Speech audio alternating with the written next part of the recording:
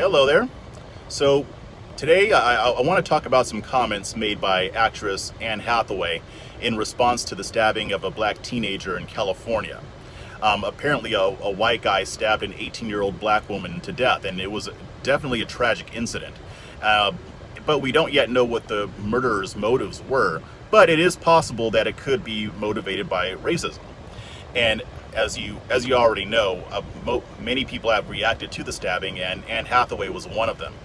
So she put a post on her Instagram talking about white privilege, and she basically said all black people fear for their lives daily in America and have done so for generations.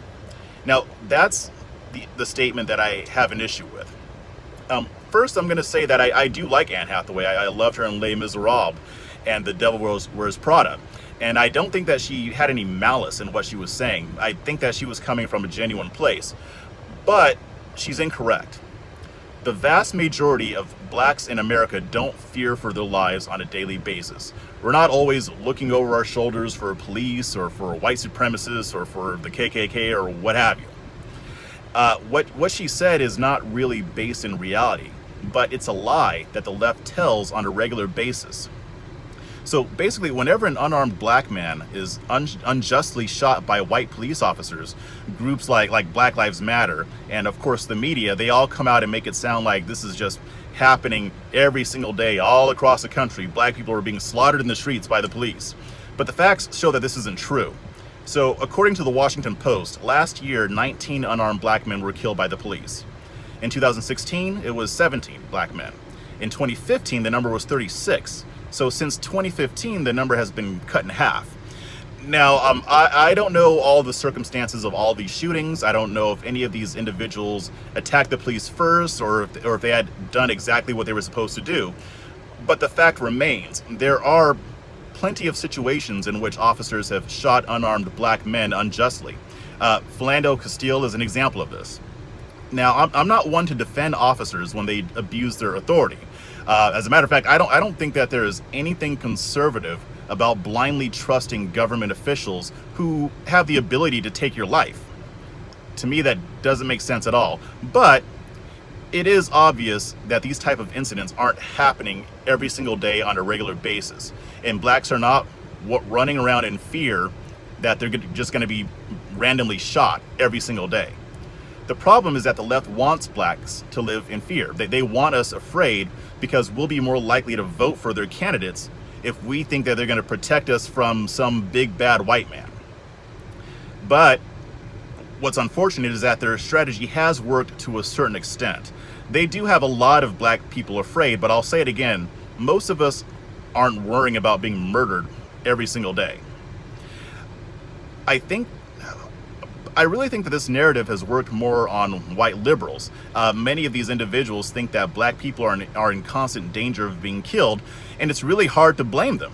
I mean, if you go on Facebook, you're going to see tons of videos showing police brutality against black people.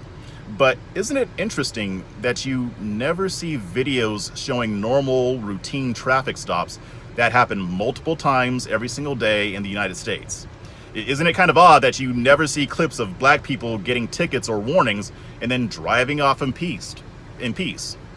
When was the last time you saw a video with a police officer questioning a black person and then going about their day without incident?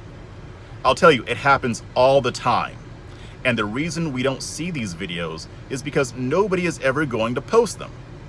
Nobody is ever going to share them. And why would they? There's nothing weird or abnormal about regular encounters with the police, and yet the vast majority of arrests and traffic stops don't result in violence, and nobody on the left is going to point that out.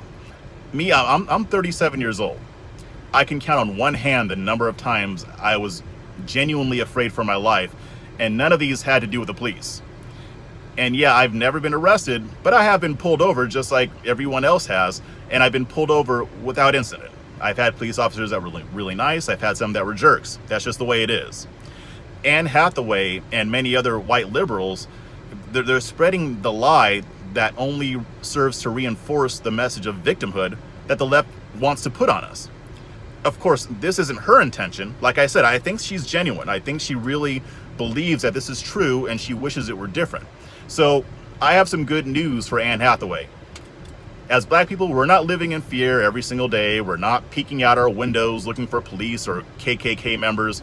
We're not shivering behind closed doors because we're afraid that Whitey is going to bust open the door and come and slaughter us in our houses or in the streets. Really, we go about our lives like most other Americans do. We go to work, we interact with friends and with family. And so to anybody watching this, I would just say that we need to get rid of the fear-mongering, and we need to take a look at the facts and address the situation appropriately. Pretending that the problem is bigger than it really is isn't going to help anyone, black people least of all. All right, that's my rant for today. See you later.